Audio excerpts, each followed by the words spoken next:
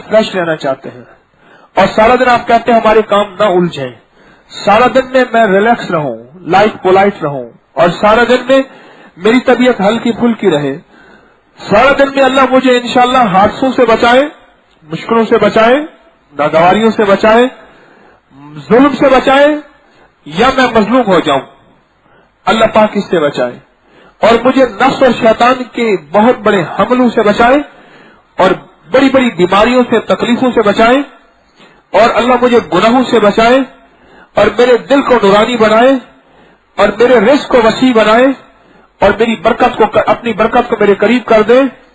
तो ये फिर रात को सोते हुए, सुबह उठते हुए ये सिर्फ 11 दफा पढ़ना है। ये क्या पढ़ना है? आऊज़ु बिल्लाहि मिनश शैतानिर रजीम, बिस्मिल्लाहिर रहमानिर रहीम, ला हौला वला कुव्वता इल्ला बिल्लाहिल अलीय्यिल अज़ीम, ये पढ़ना।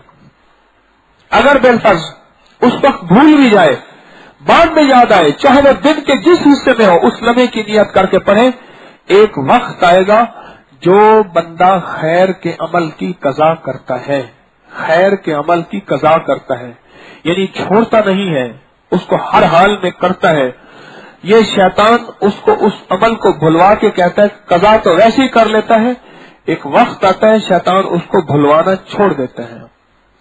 उसे पता ये कज़ा करेगा, और उसे पता है कि इसको ये चीज मिलेगी, वो शैतान उसको भुलवाना छोड़ देता है, भुलवाना छोड़ देता है।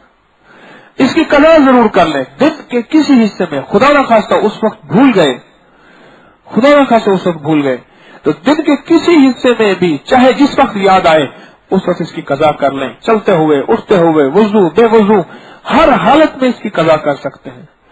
ये जिंदगी को बहुत ज्यादा बेहतरीन बनाता है। कई लोगों ने मुझे बताया हमारे घरेलू झगड़े खत्म हो गए, कि नफरतें खत्म हो गई। कई लोगों ने मुझे बताया कि हम हर वक्त नेट के गुनाहों में मुब्तला रहते थे, इंटरनेट के, उससे नजात मिल गई। कई लोगों ने क्या क्या पता नहीं बातें बताई, इसके वाकयात, इसके मुशाहिदात।